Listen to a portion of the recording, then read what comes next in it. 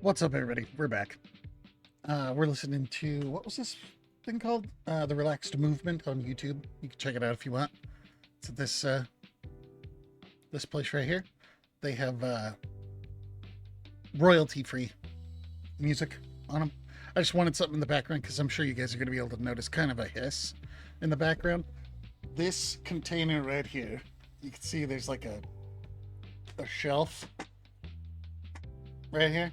Yeah, it holds the water, like the water shut-off valve for the house. So whenever the water's running outside, watering the grass and whatnot, there's a slight hiss in the background. Anywho, what we're going to be doing today is we're going to be taking a look at Azerbarrage. This build's kind of cool. I like it. And what this is about stacking a bunch of different kinds of damage. That's cool. I still have this. Good. Okay. As you can see, we are a strength-based build. The reason I'm showing you this right here is that this is the marks from one entire duration of my Searing Totem. Okay, so keep that in mind. Obviously, melee's through the roof. Pardon me. Melee from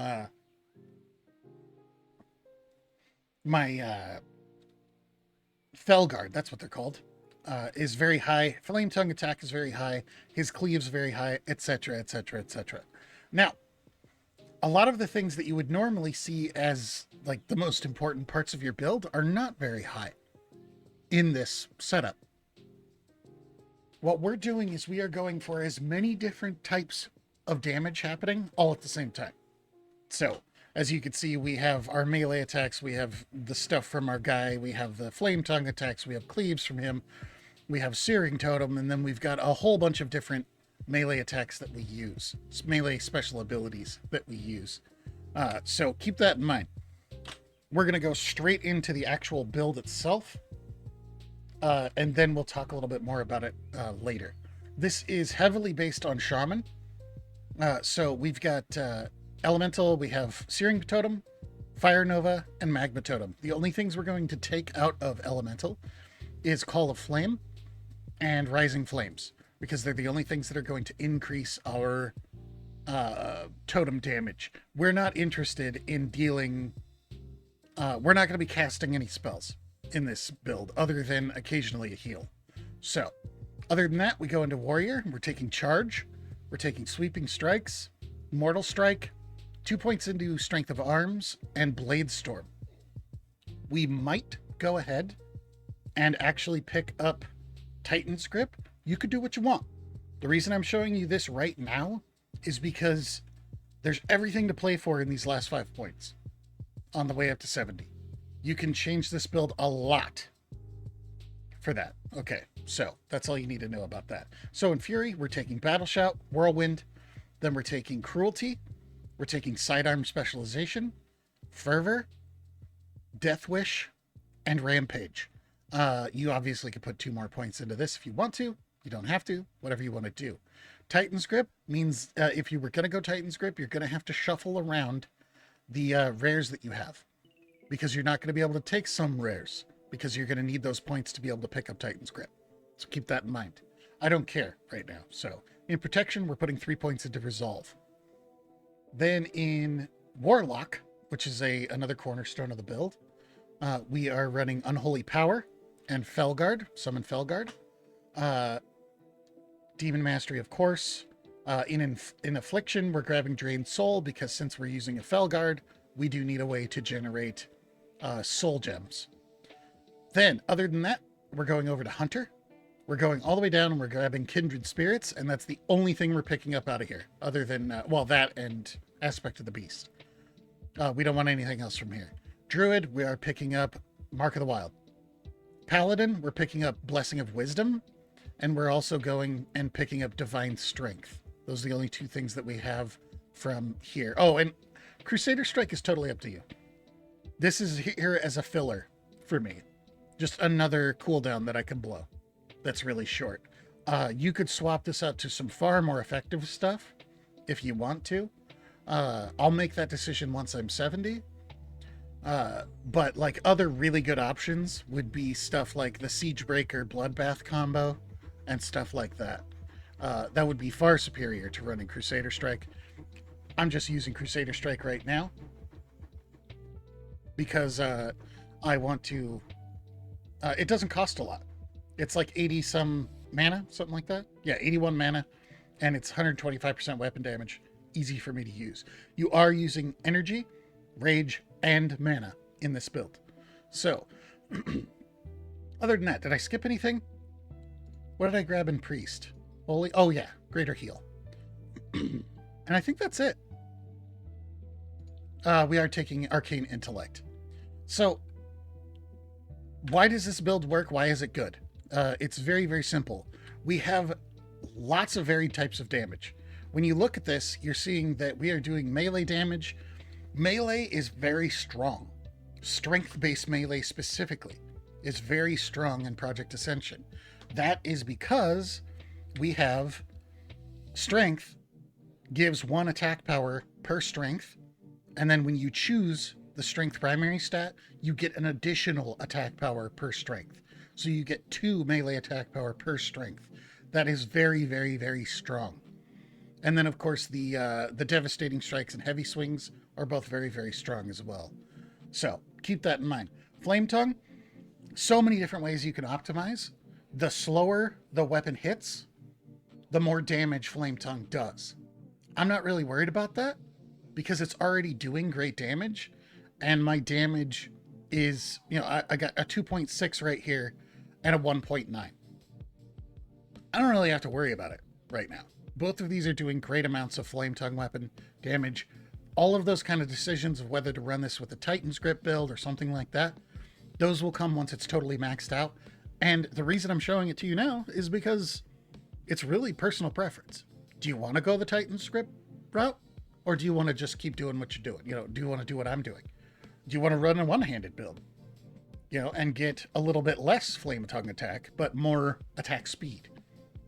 All of that kind of stuff. The whole deal here, like I said, this amount of DPS is based on one entire cast of the Searing Totem. So I put out Searing Totem, it stays out there until it disappears.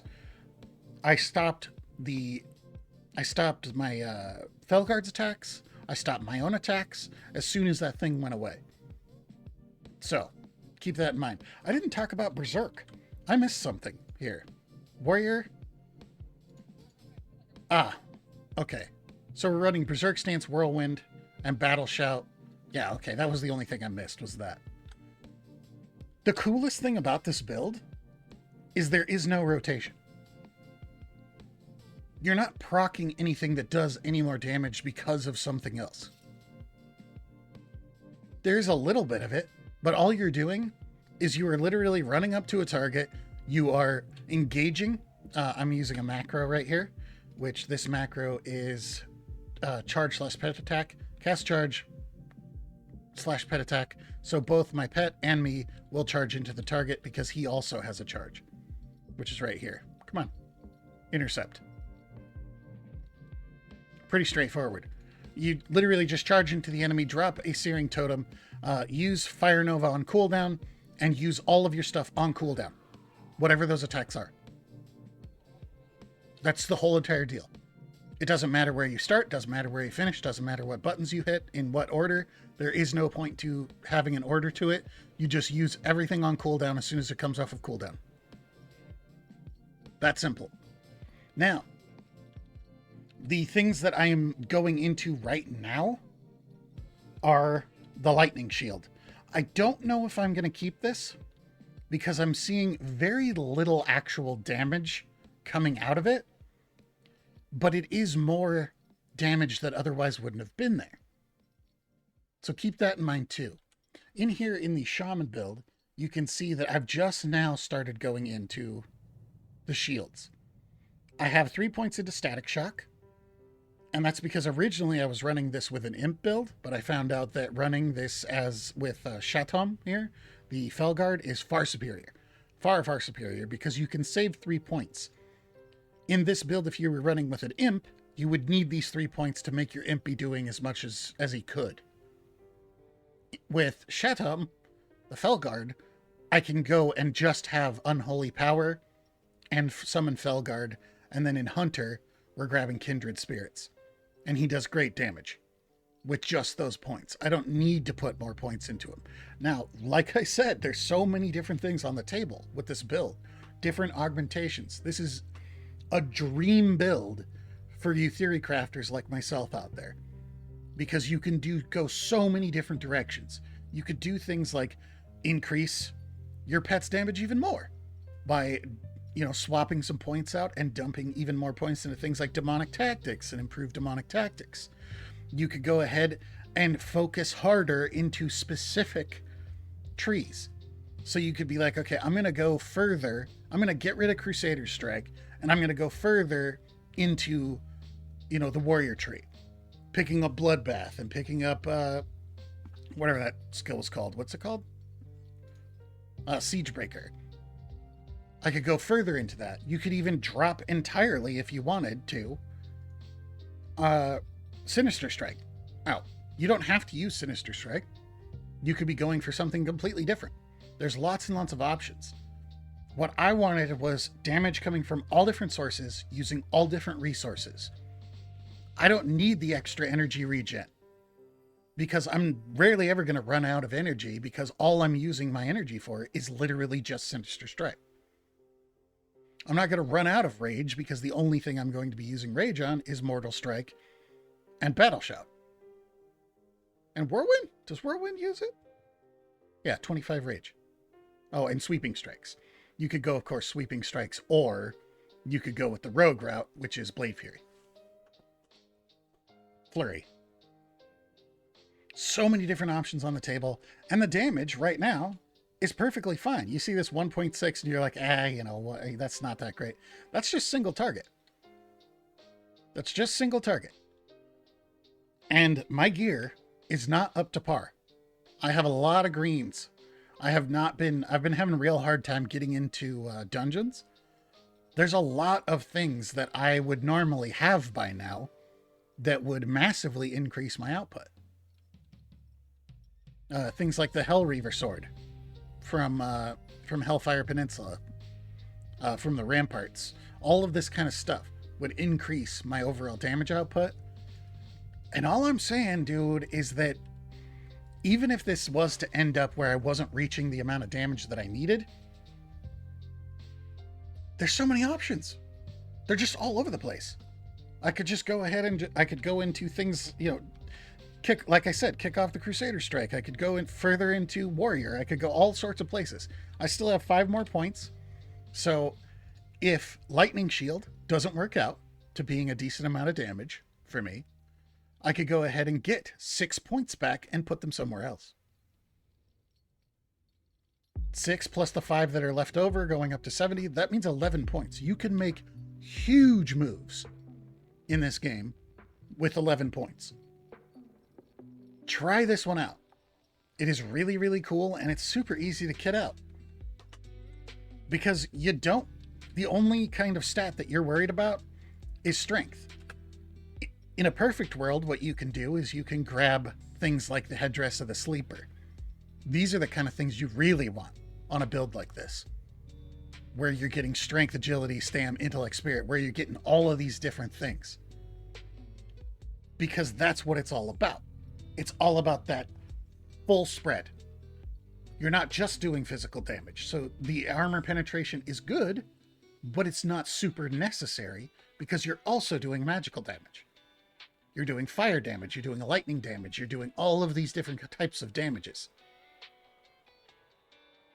It's really cool. You've got the pet, which is going to do damage when you're CC'd. You've got all of those benefits and very few things that would slow you down. Really, really cool.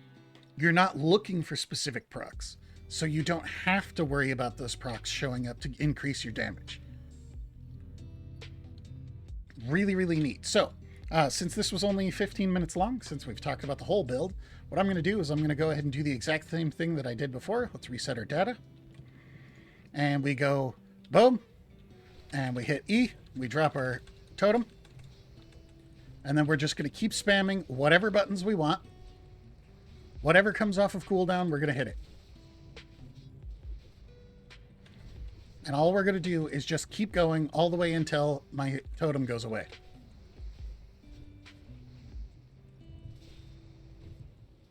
I didn't have lightning shield up, damn it. There.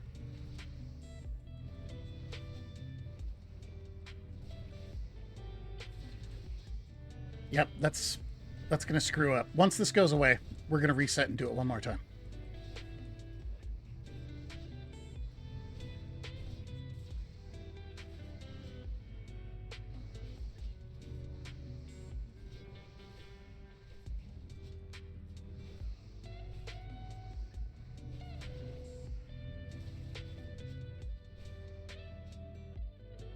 So that was without lightning shield up. Obviously, our lightning shield's much lower.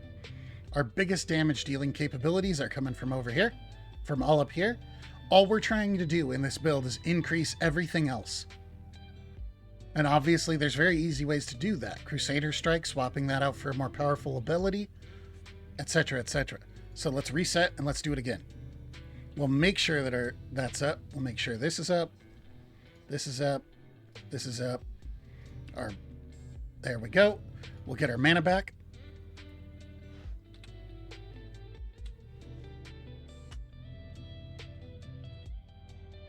Which is going to take a while. And remember, we have 5 points on the table from the last 5 levels. We also have 6 points more if we don't go with the lightning shield. Or no, we don't. Because I only have 4. We have 4 more points than that if I wasn't to go with lightning shield. And if we do go with the full lightning shield, that means we have 3 more points to go. So let's do this. Boom, boom. I'm not even adding Fire Nova to this. I'm strictly looking at single target damage here. So I've got things like Whirlwind, I've got Blade Storm, I've got Fire Nova that I could be using if I was against multiple targets. I could be popping Death Wish, which I'm not going to do because I don't want to know what it is with the cooldown.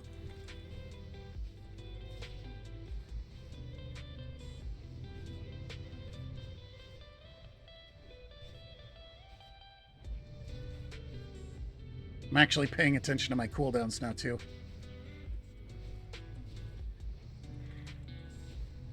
%90 of the time I just spam buttons. I don't even really worry about whatever it is. Searing Totem should be coming offline here any second. Okay, come back here.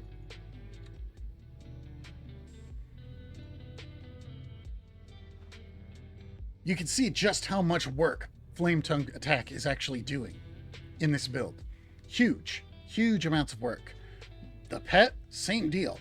Huge amounts of work. Searing Totem, no joke. It's doing a lot of work too. Lightning Shield is actually doing pretty good. This could definitely be something that's very beneficial to me once I get those other 2 points into it, because there's another 10% damage on the table after those 2 points.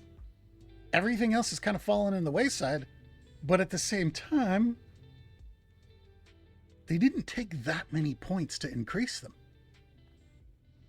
And they're all going to increase, because they're all melee attacks, they're all going to increase again when I get better gear. The whole time in this build, this is how it's been. All of this has been way up here, and everything else I'm trying to get up to par. I'm trying to bring it up. I'm really happy with the results I just got out of Lightning Shield, knowing that I only have to spend 2 more points on it for it to be at max ability. That means that this is one of those things that's going to be putting in a decent amount of work like everything else. So those final 3 points is where I decide whether or not I can increase any of this. So can I get more strength? Can I get more, anything? There's one super easy, straightforward thing that I could do. And that is to increase all of those damages that you just saw there. I could spend the last 3 points right over here on Hunter versus Wild. Increase your attack power and ranged attack power equal to 7% of your total stamina. If I wanted to go deep into plate gear, I could go into Warrior and I could go into Fury and grab Armor to the Teeth. That's also going to increase my melee attack power. Simple stuff. I could go a totally different route. I could go with improved Berserker stance, increasing the damage that I deal by 35%, or by 3% to targets under 35% health. Improved Rampage. There's so many different things. Shuffle around my stuff. Grab the Titan script. That's why I wanted to show you this right now, is because it's a lot of fun. There's right here, Shredding Blows. I could get more armor pen. I could go further into Shaman enhancement. I could grab 3 points into Flurry. I could grab 3 points into Enhanced Weapon Mastery, which is probably what I'm going to do, because it's just going to give me a flat 3% increase to my physical damage and increase the critical strike of my Storm Strike, Lava Lash, and my Flame Tongue weapon, which is probably one of the best things I could do. So that's most likely where those points are going to go. But let's say I get up to 70 and I'm having a lot of mana problems. There's also solutions to that. 2 points right here. When you Storm Strike, you have a 100% chance to immediately grant 20% of your base mana and to increase your nature, blah blah blah. Or I could go over here to Mage and pick up Battle Mage. Your melee attacks have a chance to restore 7% of your base mana. I don't have to worry about it. I don't think I'm going to have to do that either, to be perfectly honest, because other buffs from people and other people running replenishment and stuff like that. The key here, which is going to be the last thing that I'm going to talk about, is of course that we don't have to worry about the fact that we're a little low on our melee damage output. We don't have to worry that we don't have a whole bunch of spell damage, because we have a lot of both in these builds. So I definitely recommend getting in there, trying this out, and not only trying it out, trying to min-max the concept of getting as many different types of damage as possible. That's the reason I called it Azerbarrage, is because I'm doing magic damage, I've got pets, I'm doing melee damage, I'm doing all sorts of different stuff all together. Try the same kind of build, but in an agility build. Is it going to work as well? I don't think so, but it's worth taking a gander. Anywho, like, comment, subscribe, all that kind of stuff. Thank you for watching. If you want to see some more stuff, if you want to see an old boomer play video games, and I play all sorts of stuff, yeah, you can hit me up, subscribe, all that kind of jazz. If you want to help with the channel, you can hit my donation links in the description below, because I don't make money on YouTube or Twitch. But the best way to help out is subscribe, like, and comment. Peace. I'll see you guys on the next one. Get out there and play some Project Ascension. It's pretty cool. See ya.